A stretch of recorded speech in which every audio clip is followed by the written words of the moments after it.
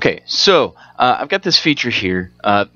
First thing I want to do is add basically a circular base to the end of it. So what I'm going to do is I'm going to create a sketch, and I actually want to sketch on the bottom surface. Well, I can't really get at it. I could rotate it and grab it, but another way I can do it is I can just right-click where it would be and choose Select Other, and it'll come up with a list.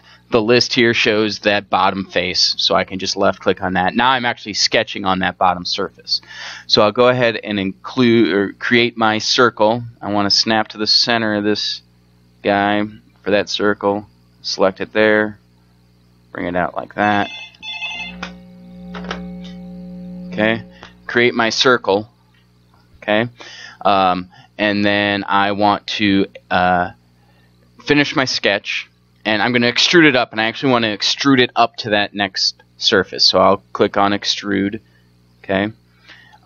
It'll select my sketch. It's going in the wrong way, so I flip the direction. Then I want to say Extrude up to surface. Now it wants to know what surface I want to choose, so I come in here. I select this top face here as the surface. There it is. Go ahead and click OK, and it creates that extrusion for me thusly. Now, as it's created, what you can see is it's created a new thing over here in what we call our model tree.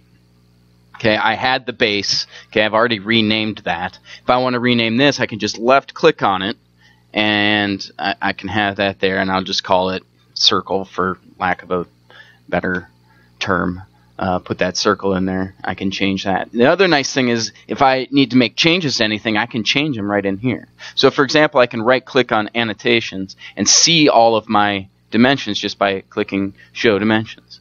Now what I can do is I can actually make changes to my dimensions. So for example, if I want to change this 2 to something else like 1.75, I can do it directly like that, and it'll make the change for me.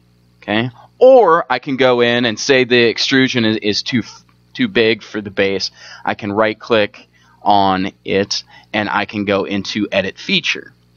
Okay, and it extruded it to 2 inches, that extrusion. Let's say I actually just want it 2.25 instead.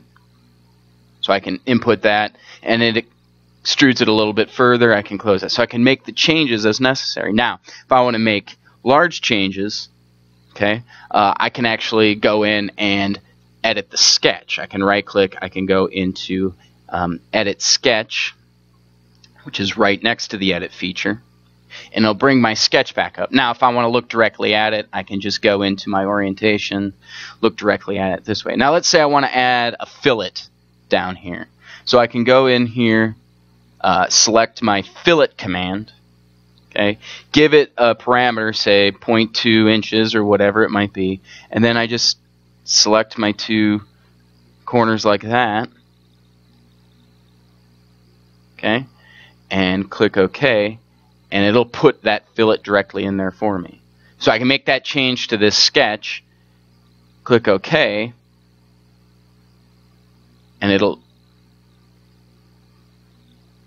finish my sketch. Sorry, I got to finish my sketch, and then it'll update my solid as shown right here. So again, everything is stored over here. You can go make changes just by right-clicking and doing some editing and things like that over here in the model tree.